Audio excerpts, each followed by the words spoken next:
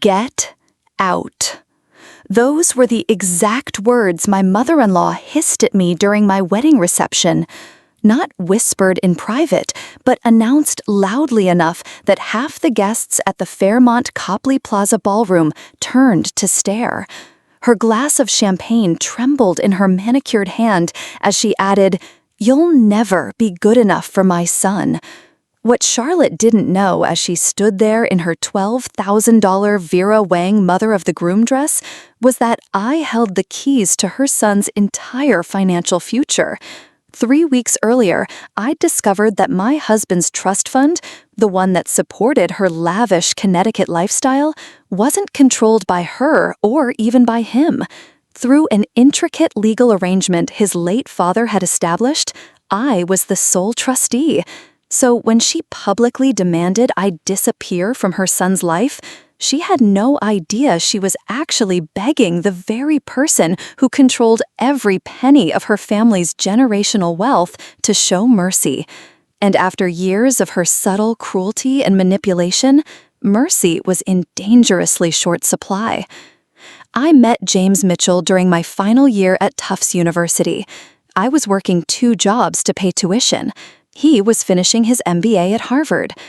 We bumped into each other at a crowded coffee shop in Cambridge, literally bumped, sending my economics textbooks and his leather portfolio flying.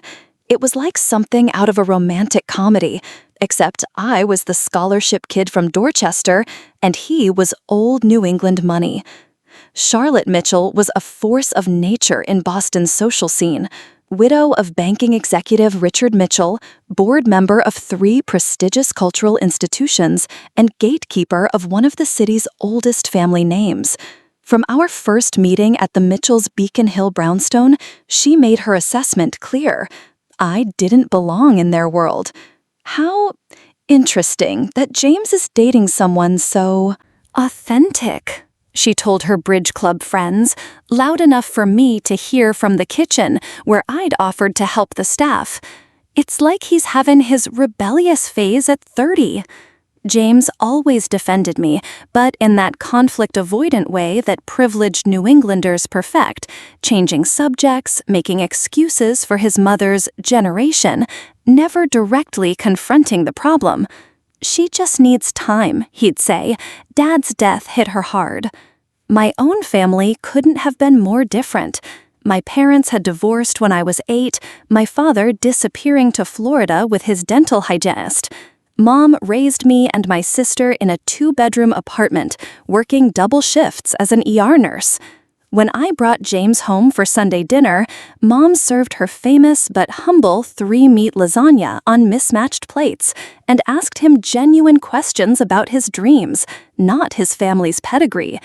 The worst incidents before the wedding came during Thanksgiving at the Mitchells' vacation home in Kennebunkport. Charlotte had thoughtfully invited my mother, who took a rare day off to attend.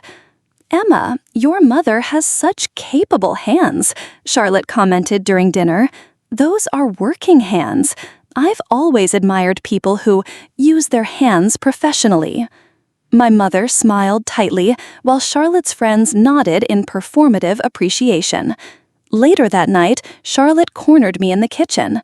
"A word of advice, dear. James needs someone who understands his responsibilities to this family. The Mitchell name opens doors, but it also means certain expectations. I'm just not convinced you're equipped for that life." Despite these tensions, James proposed 6 months later. He presented me with his grandmother's vintage Tiffany ring, a family heirloom Charlotte had reluctantly relinquished. "Because tradition matters," she'd noted when giving it to him. The engagement prompted what I now recognize as Charlotte's grand gesture, her version of acceptance.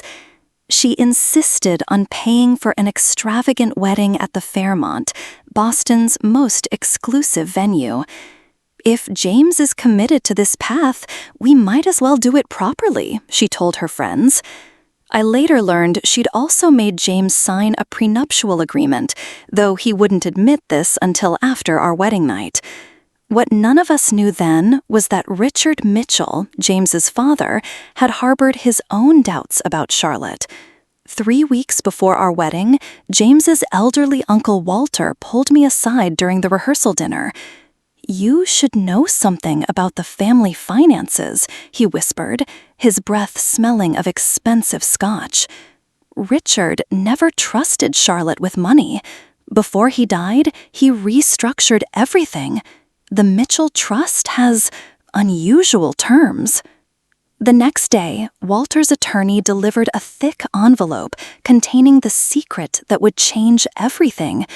Richard had appointed the spouse of his son as the sole trustee of the family fortune, not Charlotte, not even James himself. According to the lawyer, Richard had seen too many families destroyed by wealth and wanted an outsider who loved his son to make the decisions. Charlotte had been kept in the dark for 5 years, believing the trust was managed by the family attorneys. In reality, upon my marriage to James, I would hold complete legal authority over the Mitchell fortune. The weeks before our wedding were a masterclass in passive-aggressive warfare. Charlotte had insisted on a traditional Boston society wedding, St. Cecilia's Church for the ceremony, followed by a reception at the Fairmont. Every decision became a battleground. "Emma, darling," she'd say, examining the cream-colored invitations I'd selected, "these are lovely for a casual affair. But the Mitchells have used Smithson stationery since 1962. The invitations were redone without my consultation. The guest list mysteriously expanded from our agreed-upon 150 to over 300 people, most of whom James barely knew. Business connections," Charlotte explained. "Your future depends on these relationships." My maid of honor, Jessie, my roommate from freshman year, became Charlotte's particular target. When Jessie arrived for the rehearsal dinner with her purple-tinted pixie cut, Charlotte audibly gasped and spent the evening referring to her as Emma's colorful friend. 2 days before the wedding, I overheard Charlotte on the phone in the hotel suite we were using for preparations. "Patricia, it's a nightmare," she was saying. "The girl chose hydrangeas over peonies. And her family, well, her mother is trying, bless her heart, but yesterday she asked if she could bring her own cousin as her +1 to save money. Can you imagine? James has made his choice, and we must support him. But between us, I give it 3 years." I said nothing, but something hardened inside me. I hadn't told James about the trust yet. Uncle Walter had advised waiting until after the wedding when it would legally take effect. "Charlotte is capable of convincing James to postpone if she discovers this," he'd warned. The morning of our wedding brought torrential rain. Cleansing, my mother called it optimistically. Charlotte called it catastrophic and spent the morning reorganizing the photographer schedule while commenting that my chosen makeup artist wasn't managing the humidity situation with my hair. As I stood in the bridal suite of St. Cecilia's, my sister zipping up my dress, not the one Charlotte had pushed for, but a simpler, elegant gown I'd fallen in love with, Charlotte entered without knocking. "There's been a slight change," she announced, holding a jewelry box. "James's great-aunt Judith is here from Philadelphia. It would mean so much to the family if you wore the Mitchell sapphire necklace instead of whatever that is." She gestured dismissively at my late grandmother's pearl pendant. "My grandmother wore this at her wedding," I said quietly. "Yes, it's quaint, but this is about joining a family with certain traditions." Her smile was arctic. "Sometimes we make sacrifices for the greater good." My sister bristled beside me, but I placed a calming hand on her arm. "Thank you, Charlotte, but I'll be wearing my grandmother's pearls." Charlotte's face tightened. I see. Well, as I've told James, flexibility isn't your strong suit. The ceremony itself was beautiful, despite the rain.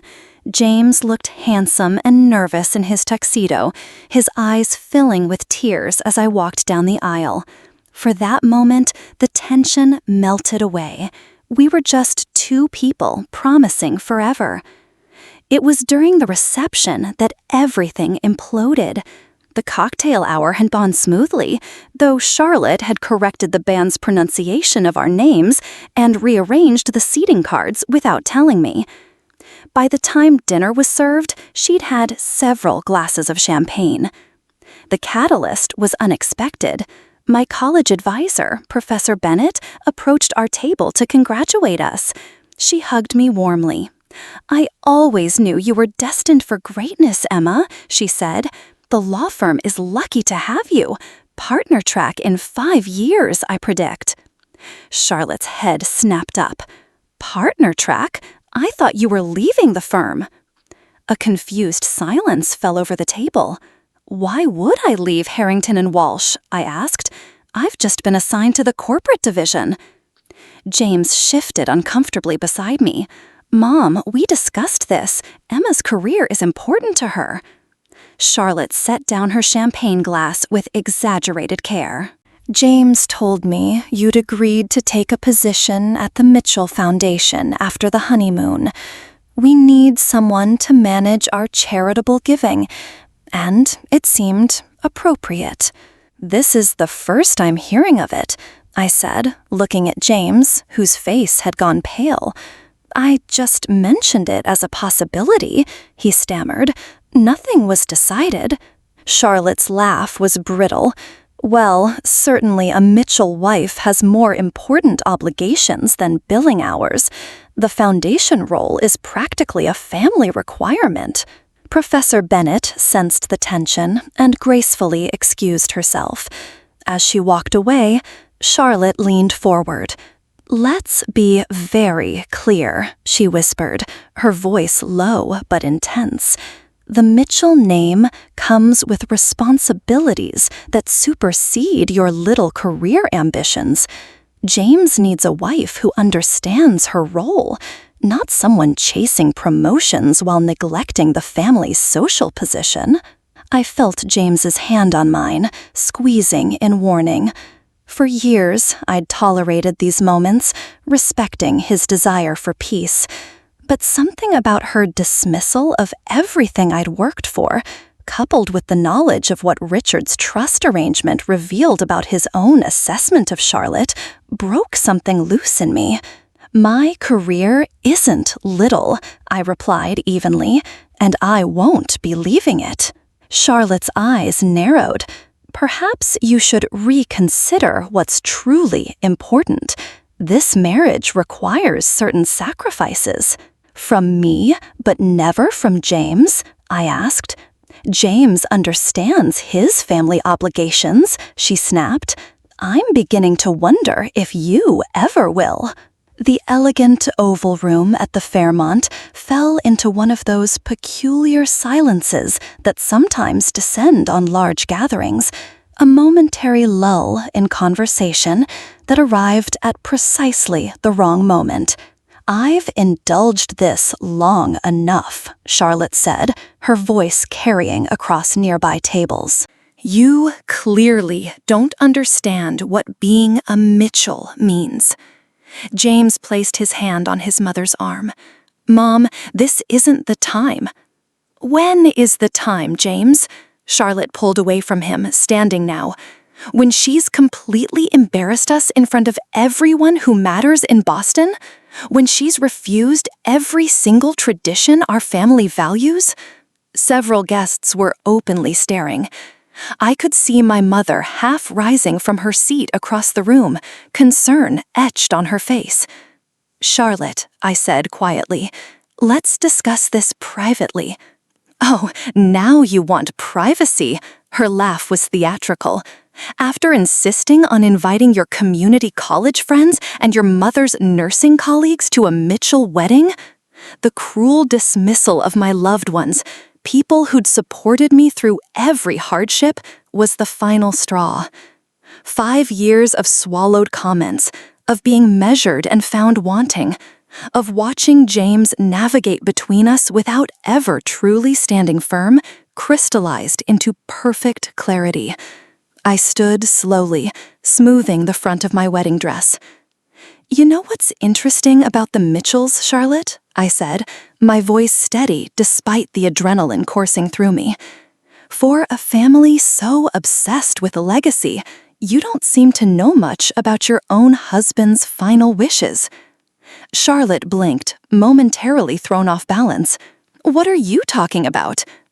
"Uncle Walter approached me 3 weeks ago," I continued. "He thought I should know about the Mitchell family trust." James looked between us, confusion evident. "Emma, what?" "Your father restructured everything before he died, James," I said, holding Charlotte's gaze. "He didn't trust his money with the family attorneys, and he certainly didn't trust it with Charlotte." The color drained from Charlotte's face. "That's absurd. Richard would never." "The trust has very specific terms," I continued. "Terms that became active approximately 4 hours ago when James and I were pronounced husband and wife." Charlotte's champagne glass trembled in her hand. "What terms?" I took a deep breath. "Richard appointed his son's spouse, that would be me, as the sole trustee of the Mitchell family fortune. Not you, Charlotte, not even James. Me." The silence in the room was absolute now. James stared at me in disbelief. "That's not possible," Charlotte whispered. "The paperwork is quite clear," I replied. "Your monthly allowance, the maintenance of the Beacon Hill house, the vacation property in Kennebunkport, the charitable foundation, all of it requires my signature from this day forward." Charlotte's face contorted. "You conniving little—" "Be very careful about your next words," I interrupted, "because they might determine whether I continue your current lifestyle allowance or reduce it to something more appropriate." James found his voice at last. "Emma, why didn't you tell me?" I turned to him, seeing hurt and confusion in his eyes. "Your uncle asked me to wait until after the wedding. He was concerned about interference." "This is preposterous," Charlotte sputtered. "I'll contest it immediately." "You're welcome to try," I said, "but Richard's attorneys assured me the arrangement is ironclad. Apparently, your husband had very strong opinions about how his money should be managed." Charlotte slammed her glass down, champagne sloshing onto the white tablecloth. "Get out," she hissed, loud enough for half the room to hear. "Get out of my son's life.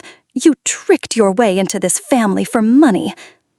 The irony of her accusation, after years of implying I wasn't good enough because I didn't have money, wasn't lost on anyone within earshot. I leaned in close to her. "I've loved your son since the day he spilled my coffee at that shop in Cambridge.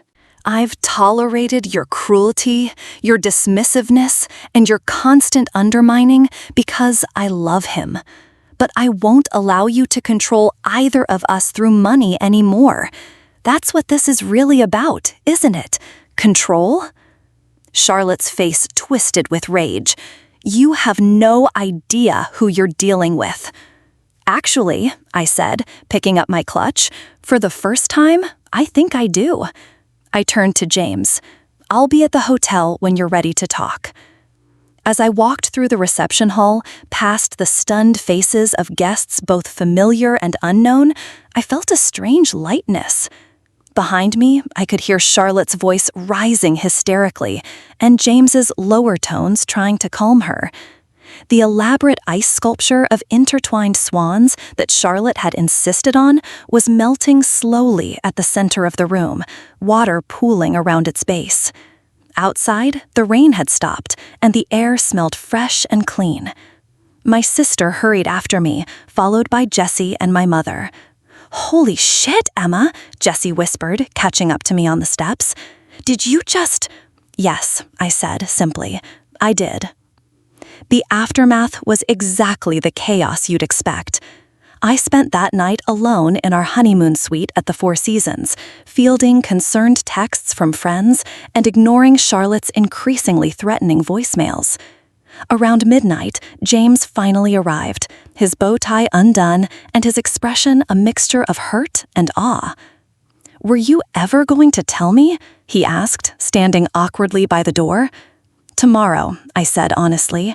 After we were officially married, Walter thought it was safer that way. James paced the room, running hands through his hair. "My father never told me any of this. All these years, I thought the trust was managed by Blackwell and Associates." "According to Walter, your father amended his will 2 months before his diagnosis. He told Walter he'd seen too many families destroyed by money and wanted to ensure the Mitchell fortune would be protected from certain influences." "He meant my mother," James said flatly. I nodded. "The amendment stipulates that control passes to your spouse, specifically not to Charlotte and not directly to you. Walter said your father believed whoever you chose to marry would love you for yourself, not your money." James laughed without humor. "Dad always did have a flair for the dramatic solution." He sat heavily on the edge of the bed. "So what happens now?" That question defined the next several months of our lives. Charlotte, predictably, went nuclear. She hired 3 separate law firms to contest the trust arrangement, all unsuccessful. She told anyone who would listen that I had manipulated James and engineered the entire relationship as part of a long con to access the Mitchell money. The most painful consequence was watching James navigate his new understanding of his family. He'd always known his mother was difficult, but seeing her true colors, the vicious phone calls, the attempts to turn family friends against us, the threats, forced him to confront realities he'd spent a lifetime avoiding. "She showed up at my office yesterday," he told me one evening in October, about 3 months after our wedding. We'd postponed our honeymoon to deal with the legal challenges. "Made a scene in front of my entire team, claiming you were mismanaging the trust and destroying the Mitchell legacy." "And what did you say?" I asked carefully.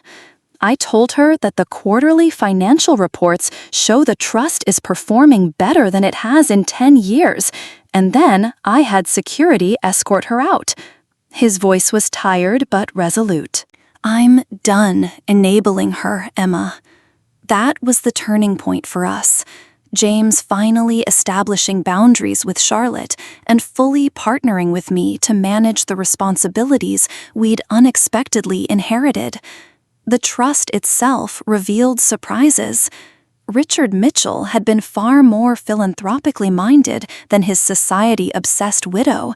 Significant portions were earmarked for educational initiatives in Boston's underserved communities. Charlotte had been redirecting much of this money to the prestigious cultural institutions that enhanced her social standing. "Dad would be furious," James said as we reviewed the original trust documents. "He grew up working class in Southie. The society thing was always more Mom's priority." This revelation led to our first major decision, redirecting the Mitchell Foundation toward its originally intended beneficiaries. We established scholarships at community colleges throughout Massachusetts and funded after-school programs in neighborhoods like the one where I grew up. Charlotte's monthly allowance became a point of contention. The original trust provided her with a generous stipend, enough to maintain the Beacon Hill residence and her social obligations. After much discussion, James and I decided to continue this allowance with one condition. Charlotte would need to serve on the board of our newly redirected foundation and actually participate in its community work. "She'll never do it," James predicted. To our shock, after 3 months of financial standoff, Charlotte agreed. Her first visit to a community center in Dorchester was painfully awkward, her Chanel suit and pearls wildly out of place among the practical staff and community members. But something unexpected happened in the following weeks. Charlotte, for perhaps the first time in her adult life, was in an environment where her family name carried no special weight. She had to earn respect through actual contribution. 6 months after our wedding, I received a call from the director of the Dorchester Center. "Your mother-in-law is something else," Denise said, amusement in her voice. "She strong-armed 3 corporate sponsors into doubling their donations and reorganized our entire administrative system. The woman is terrifying, but effective."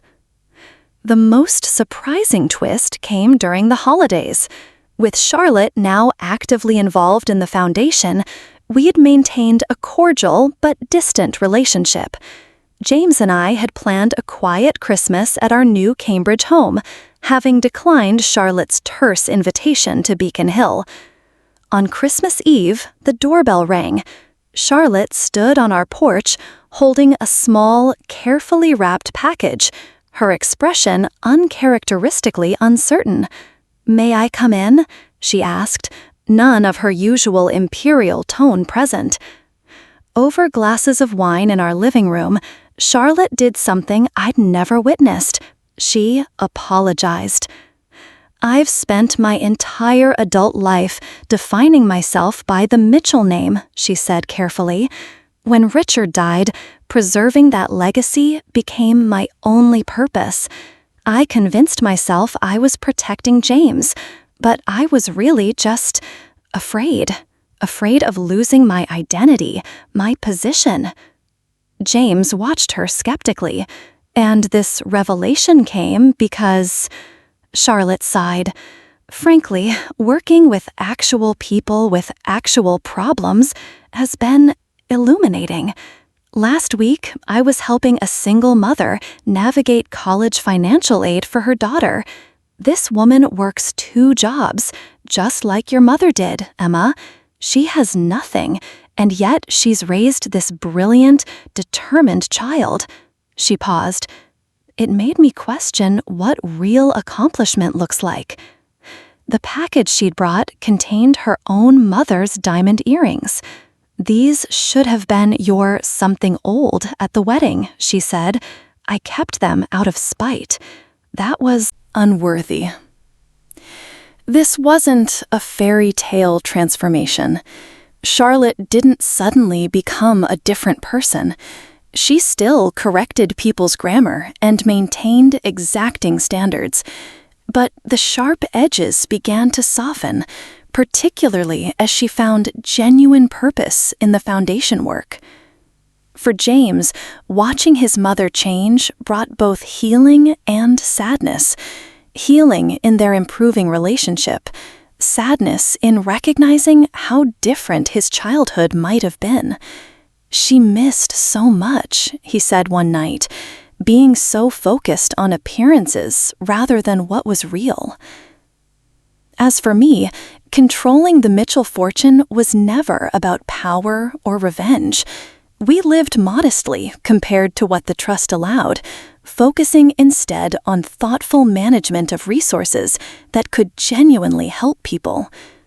I continued my legal career, making partner a year earlier than Professor Bennett had predicted, specializing in estate law with a focus on charitable giving. The ultimate irony of Richard Mitchell's unusual trust arrangement wasn't lost on anyone. By attempting to protect his fortune from Charlotte's materialism, he had inadvertently created the circumstances that would eventually free her from it.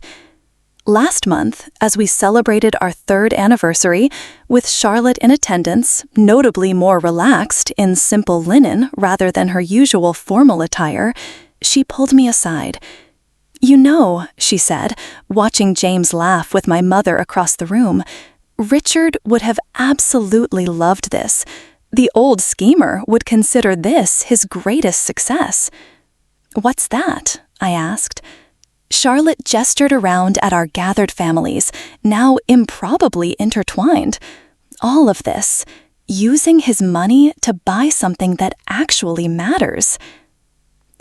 Looking back on that rainy wedding day 3 years ago, I sometimes barely recognize the woman I was, so careful not to rock the boat, so willing to absorb small cruelties to keep the peace. When Charlotte told me to get out, she unwittingly set me free from that pattern forever.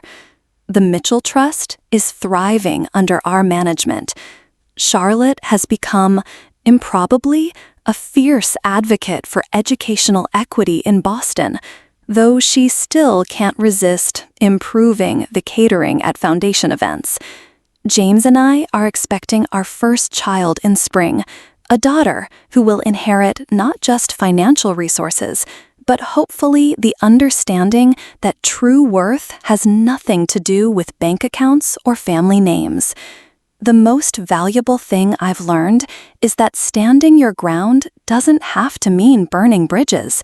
Sometimes, when you refuse to be diminished, you create space for everyone to grow into better versions of themselves. If you're facing your own Charlotte in life, someone who makes you feel small or unworthy, remember that their judgment reflects their limitations, not yours. You don't need a trust fund revelation to claim your power. You just need the courage to know your own value. If this story resonated with you, please subscribe to hear more journeys of standing up to family expectations and finding unexpected paths to reconciliation. Share your own experiences in the comments below. Sometimes the family we build is even stronger than the one we're born into.